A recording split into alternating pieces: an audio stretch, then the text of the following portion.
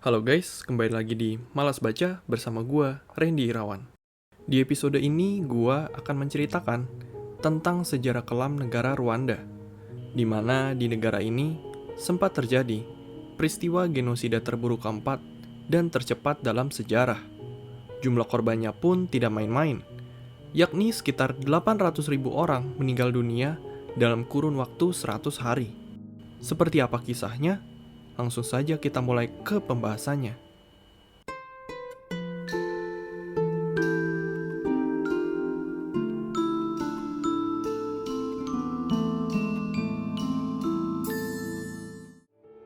Rwanda adalah sebuah negara yang berlokasi di Afrika Tengah, di mana Rwanda berbatasan dengan negara Tanzania, Uganda, Burundi, dan Kongo.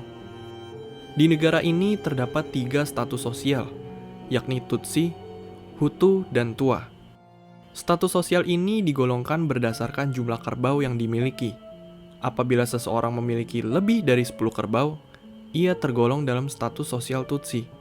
Sedangkan, jika memiliki kurang dari 10 kerbau, ia masuk ke dalam golongan Hutu. Dan jika tidak memiliki kerbau sama sekali, ia masuk ke golongan Tua. Dengan begitu, golongan Hutu berada di posisi mayoritas, dengan persentase sebanyak 85% dari total populasi, sedangkan Tutsi sebanyak 14% dan 1% sisanya ialah Tua. Pada awalnya, kehidupan sosial antara Tutsi, Hutu, dan Tua masih sangat harmonis, di mana dalam kesehariannya mereka saling bergantung satu sama lain. Namun hal tersebut mulai berubah sejak bangsa Eropa seperti Jerman dan Belgia datang dan menjajah Rwanda sejak tahun 1884 sampai 1960.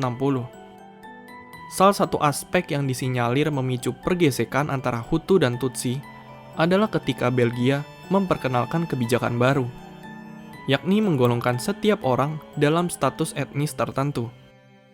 Tutsi, Hutu, dan Tua yang sebelumnya merupakan status sosial diubah menjadi status etnis, di mana penggolongannya berdasarkan fisik. Dikatakan etnis Tutsi apabila memiliki badan yang tinggi, hidung mancung, dan kulit yang cenderung cerah. Sedangkan yang memiliki ciri fisik lain digolongkan dalam etnis Hutu dan Tua. Status etnis ini pun dimasukkan dan dituliskan dalam KTP. Kebijakan ini tidak lain dan tidak bukan bertujuan untuk mengadu domba antar etnis di Rwanda. Belgia pun juga sengaja menganak-emaskan etnis Tutsi dengan menempatkan mereka di jajaran pemerintahan, serta dianggap sebagai bangsawan. Masyarakat etnis Tutsi pun diizinkan untuk bersekolah dan mempelajari budaya Eropa. Sedangkan, hal tersebut tidak berlaku kepada masyarakat etnis Hutu dan Tua. Sejak saat itu, benih-benih kebencian dari etnis Hutu kepada Tutsi mulai muncul. Pada tahun 1959, terjadilah peristiwa revolusi Rwanda, di mana peristiwa ini memaksa Belgia untuk mengganti jajaran pemerintahannya dengan orang dari etnis Hutu dan menyelenggarakan pemilu pada tahun 1960. Hasilnya pihak Hutu memenangi pemilu dengan menguasai hampir seluruh jajaran pemerintahan. Kemenangan ini juga sekaligus mengakhiri sistem pemerintahan monarki yang dipimpin Raja Kigali Dahidurwa dan digantikan oleh Presiden Grégoire Kayibanda. Setelah kejadian ini, sekitar 336.000 etnis Tutsi mengungsi ke negara tetangga, yakni Uganda. Di sana, mereka membentuk Front Patriot Rwanda atau FPR, yang dipimpin oleh Paul Kagame pada tahun 1987.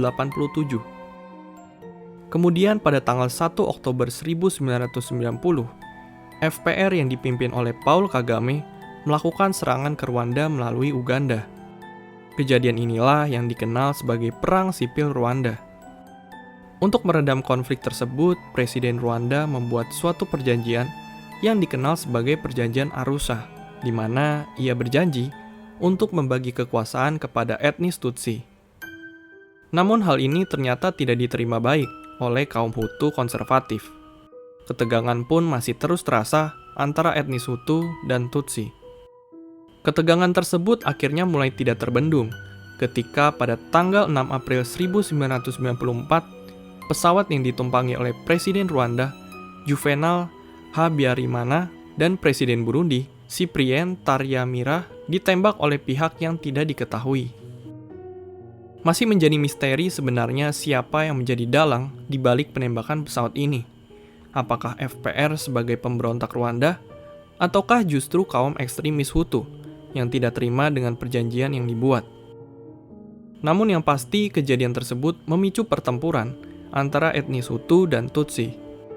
Keesokan harinya pada 7 April 1994, kaum ekstremis Hutu mulai melancarkan provokasi lewat surat kabar dan radio. Provokasi tersebut ditujukan untuk menghabisi kaum Tutsi yang dianggap sebagai kecoa dan pengganggu.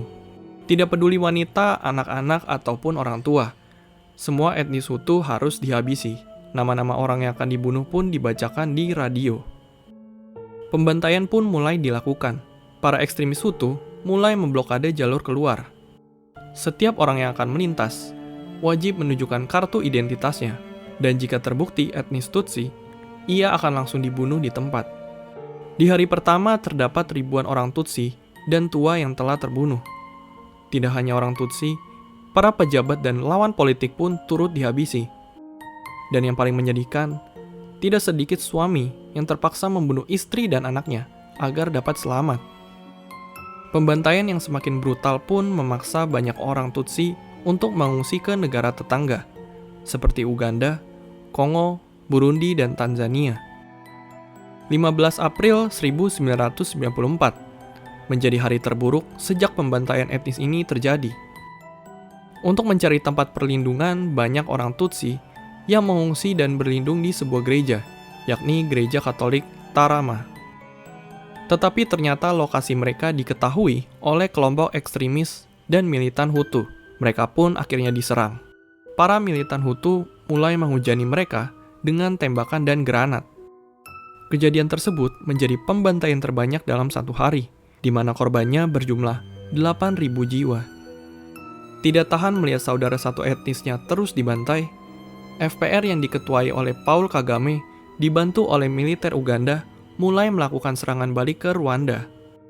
Hal tersebut membuahkan hasil, di mana secara perlahan FPR mampu merebut kembali sebagian besar wilayah di Rwanda. Tanggal 1 Juli 1994 menjadi hari akhir dari tragedi pembantaian ini. Sampai saat itu tercatat korban jiwa sebanyak 800.000 jiwa. Hal itu memaksa para ekstremis Hutu untuk lari dan meninggalkan Rwanda melewati perbatasan Kongo.